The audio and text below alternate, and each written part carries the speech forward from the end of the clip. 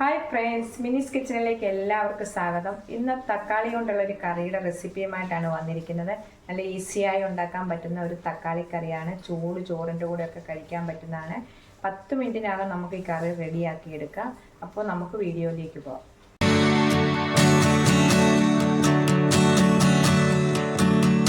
നമുക്ക് തക്കാളി കൊണ്ടൊരു കറി ഉണ്ടാക്കാം. 5 മിനിറ്റും കൊണ്ട് നമുക്ക് ഉണ്ടാക്കാൻ പറ്റുന്ന നല്ല ചൂട് ചോറിൻ്റെ കൂടെ ഒക്കെ കഴിക്കാൻ പറ്റുന്ന ഒരു കറിയാണ്. നല്ല കറി, സൂപ്പർ എന്ന് പറഞ്ഞാൽ സൂപ്പർ കറിയാണ്.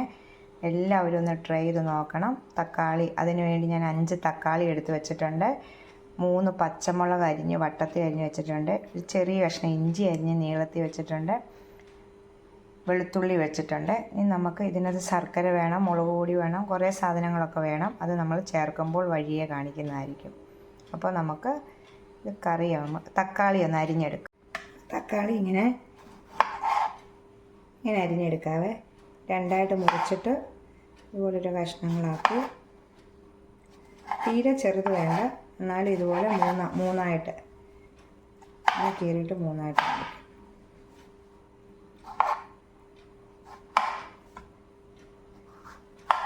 ഇതുപോലെ എല്ലാ കഷ്ണങ്ങളും നമുക്കൊന്ന് അരിഞ്ഞെടുത്ത് വെക്കാം. തക്കാളി നമ്മൾ അരിഞ്ഞ് വെച്ചിട്ടുണ്ട്. നമുക്കിത് കറി വെക്കാം. ഒരു പാൻ അടുപ്പിൽ വെച്ചിട്ടുണ്ട്. പാൻ ചൂടാകുമ്പോഴത്തേക്ക് അതിലേക്ക് വെളിച്ചെണ്ണ ഒഴിക്കാം. ഈ കറിക്ക് വെളിച്ചെണ്ണയാണ് എടുക്കേണ്ടത്. ഒരു 2 ടേബിൾ സ്പൂൺ വെളിച്ചെണ്ണ ഒഴിക്കുക.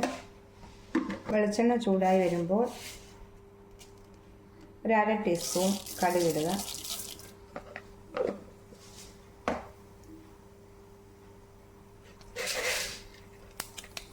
സ്വല്പം ഉലുവ ഇടുക.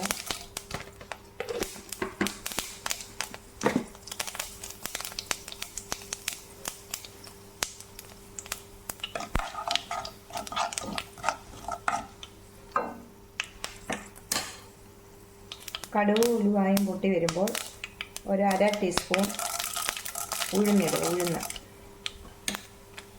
ഉഴുന്ന് മൂത്ത് വരുമ്പോൾ ഇഞ്ചി ഇടുക. ആദ്യം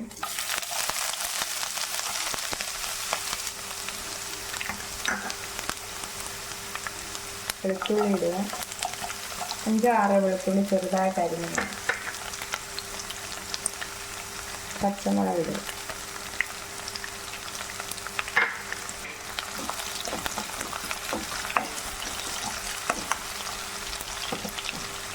സ്വല്പം കരിയാപ്പില ഇടും. ഇതൊന്ന് നല്ലോണം വഴന്ന് വരട്ടെ. ഇഞ്ചിയും വെളുത്തുള്ളിയും പച്ചമുളകും എല്ലാം ഒന്ന് വാടി വരുമ്പോൾ അതിലേക്ക് നമ്മൾ അരിഞ്ഞു വെച്ചേക്കുന്ന തക്കാളി ചേർക്കും.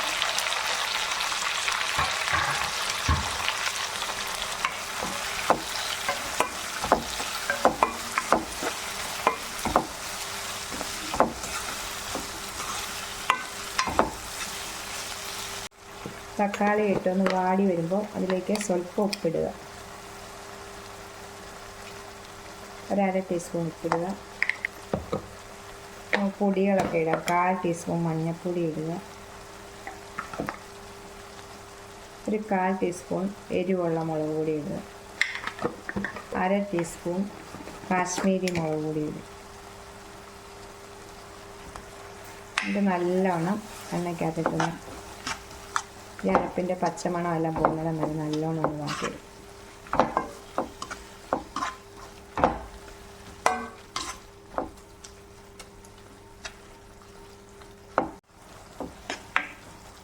തക്കാളി എല്ലാം വാടി വരുമ്പോൾ അതിലേക്ക് 1 ടേബിൾ സ്പൂൺ വിനാഗിരി ഒഴിക്കുക.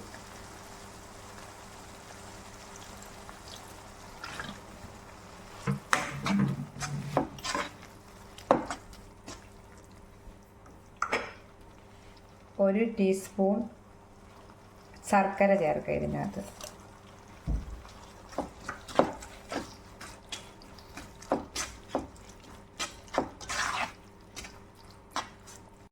ഇനി ലാസ്റ്റ് ഒരു സാധനം കൊണ്ടുണ്ട് ചേർക്കാനായിട്ട്.